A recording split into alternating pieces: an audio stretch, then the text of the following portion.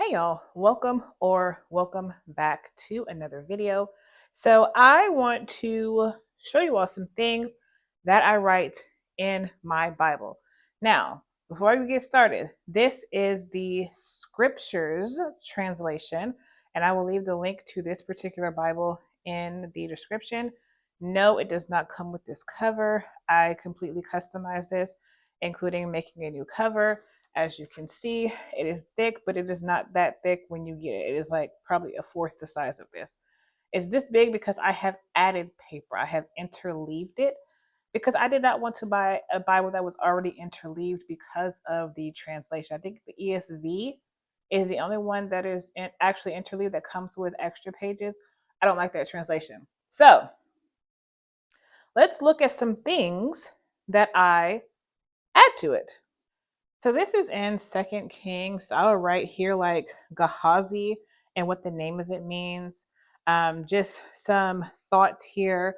Elisha really wanted to pay her back for all her hospitality. So this is talking about the Shunammite woman who had great hospitality for him. And something else about her is that she was rich and notable. Just some things like characteristics of people. And then Shunem, which means double resting place, because I didn't know what a Shunammite was. So I want to know like what does that mean? And a lot of times when you look up these Hebrew words, you will see the meaning. And the meaning has a lot to do with the people or the place or whatever the context of that word. You will see the meaning of it and how it's used. This is in Isaiah. So I looked up Rahab. So Rahab, we all know who Rahab is, the prostitute. But in this particular chapter, it was used in a different way. And this is verse 9. So Rahab can also refer to a spacious place, a term for the abyss. In this and other contexts, it is referring to Egypt, right? I have another note here where this particular verse, which is verse 17, reminds me of in Revelation, drinking the cup of the whore, Revelation 17:2. So I do add like cross references. When I read something, if it reminds me of something I've already read, I'll go and find what I've already read and then add that there. And I'll add it in both places. In here, I'll have like little, they're called tip ins, which is a piece of paper. And I'll have thoughts here, like, for example, false shepherds.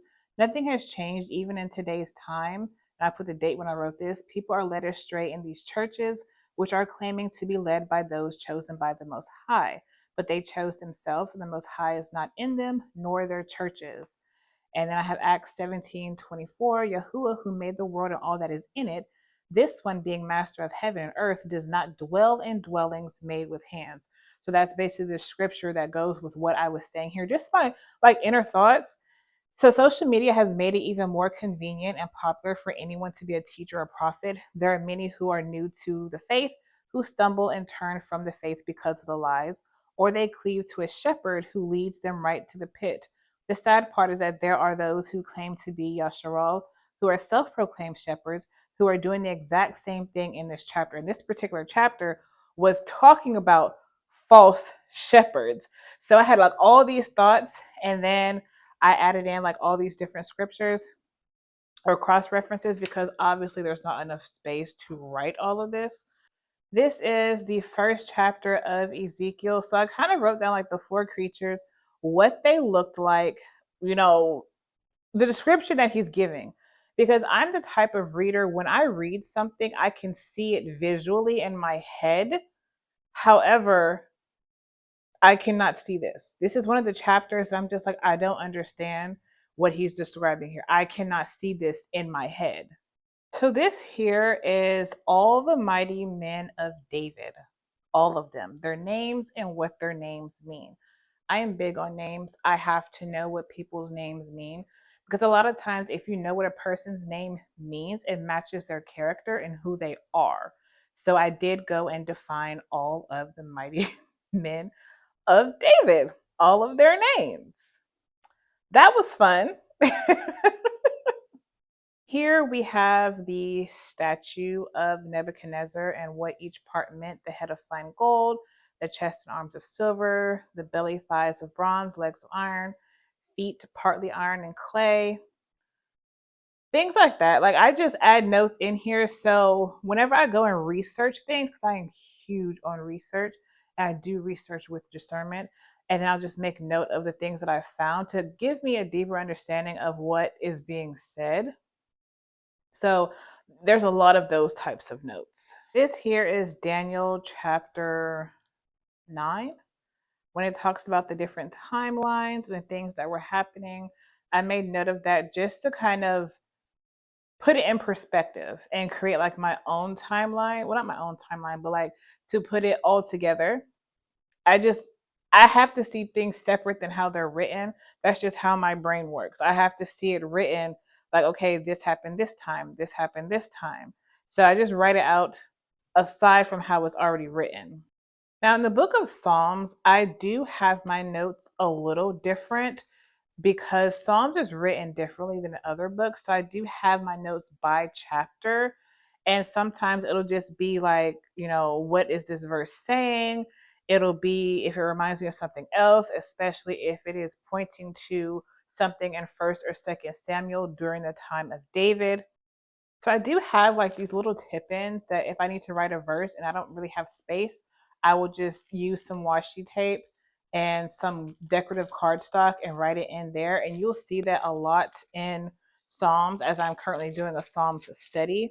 So even down here, I have the Hebrew alphabet.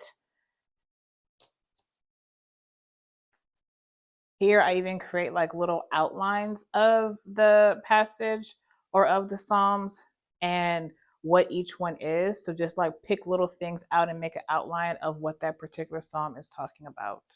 And even here, when I have on chapter 25, dependence on Yahuwah, I will go through each particular verse. Now, I don't have a color system. I don't do that. I just highlight and draw a line. And I don't use the same color because then I get confused, even if I draw a line. So I have like arrows going to where it's supposed to be. And that's why I have it split up by chapter.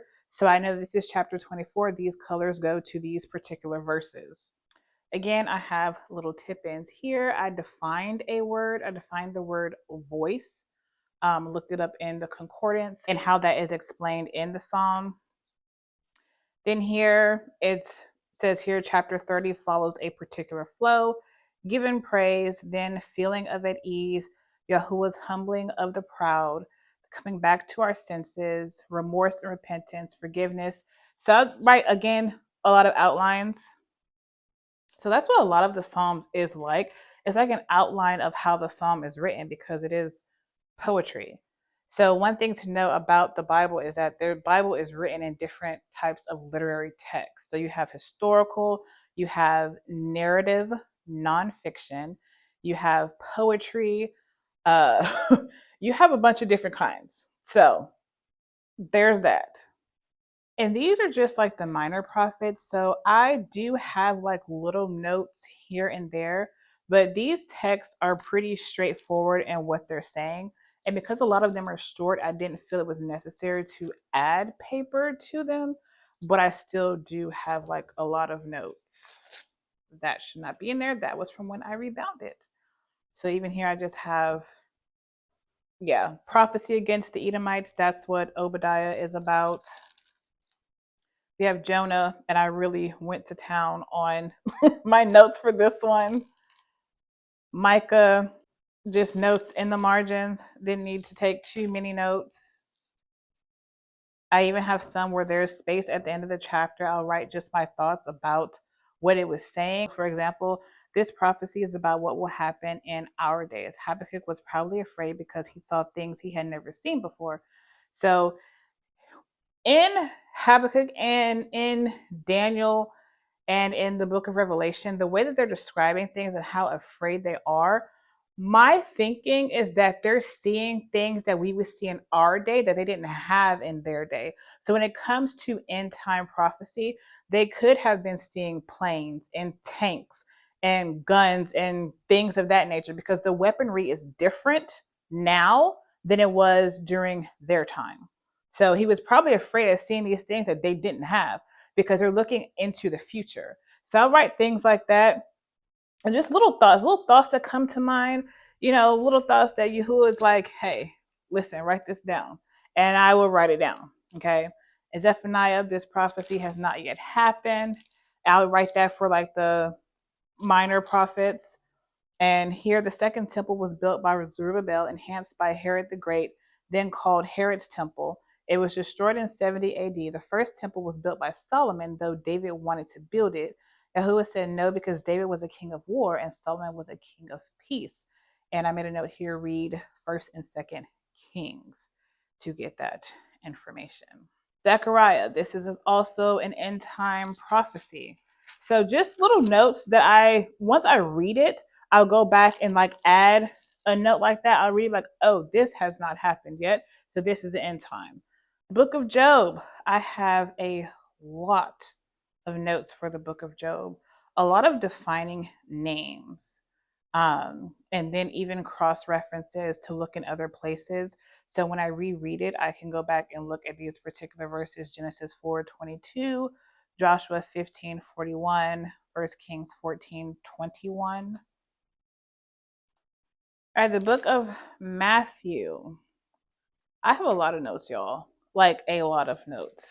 The further I get into Matthew, like the more my notes. I mean, I had to add in this whole tip in because there was just not enough space to write, because I had to write a lot of the law from Deuteronomy, even on here, Deuteronomy, Leviticus, and Exodus. You know, a lot of times when I'm reading the New Testament, I have to go back to the Old Testament and fact check.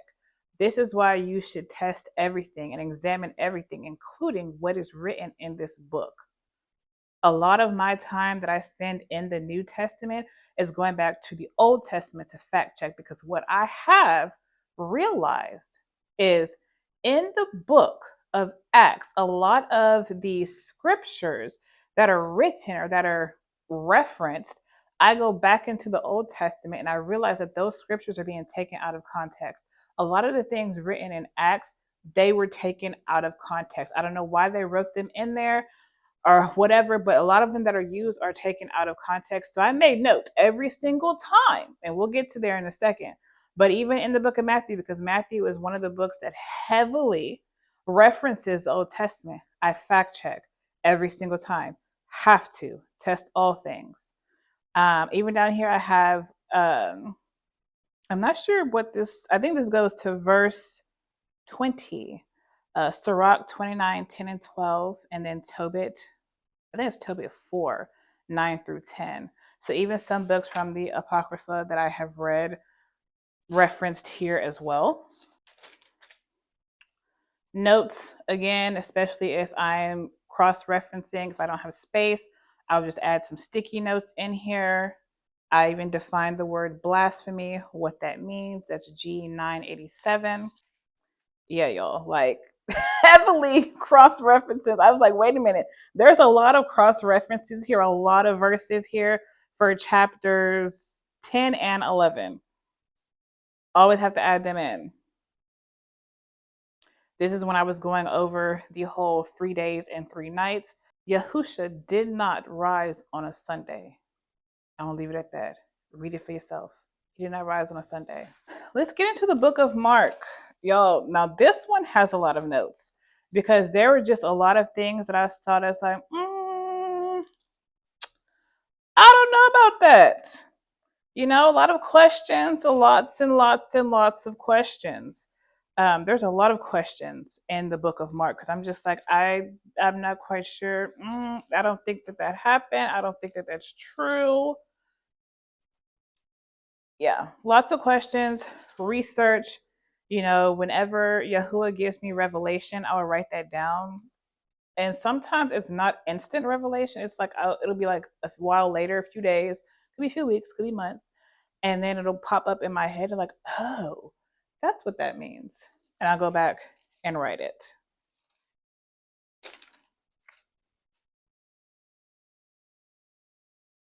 This here reminds me in Acts of Peter and Stephen. This is Mark 13 and 11. And when they lead you away and deliver you up, do not worry beforehand what you are to say, but whatever is given you in that hour, speak that, for it is not you who are speaking, but the set apart Spirit. So that's Acts 3, 8 through 20, and Acts 7, where that is, I guess, a prophecy being fulfilled. You have to read it yourself. a lot of pay attention, pay attention to what's being said here. Again, adding cross references. Sometimes I have to write a whole verse. I can't just write, oh, where to find it, but I like to write the whole verse, especially if it's short. If it's too long to write, I will just reference it and say, oh, this book, chapter, and these verses. All right, this is the book of Acts. I did not get too far in this book because, again, I don't have a whole lot of notes either. But I did get to, yes, yes, yes. I did notice that some of this is like, isn't this the same thing that happened to Yahusha? It's almost like the book of Acts is a forgery. I don't even want to say forgery, but like a forgery of Matthew, Mark, Luke, and John, but it's happening to somebody else, like Peter, Stephen, Paul. I'm like the same exact thing that happened to Yahusha, the same exact thing, almost word for word that happened to them. But even some of these, like I have written here, had to find out where this verse was. Had to find out these. Like, oh, is that what was actually said? Is that what that meant? Almost every single one has a note. Like, is that what that meant? Is that what I was talking about? Again, here I had to look up the word prods because I didn't quite know what that meant. So it says here, it is hard for you to kick against the prods. Now, fun fact, not all translations have this last verse here. I went and looked through quite a few other translations and noticed that this verse is not there. And I made a note here that says none of the other translations have that part except the King James Version. I was like, interesting. Why was that removed? So even like little things like that, I'll look up different translations just to see if it says the same thing. Sometimes it does, sometimes it doesn't. And this is how far I got to Acts because I was just like, I can't read that no more. I can't do it. This is the book of Romans. Again, I have a lot of notes, y'all. I had a lot to say about Paul. I did. I had a lot to say about Paul. I had a lot to say about what he said. Just a lot of my own thoughts and things that Yahuwah tells me and revelation of, that's not necessarily true. Yeah.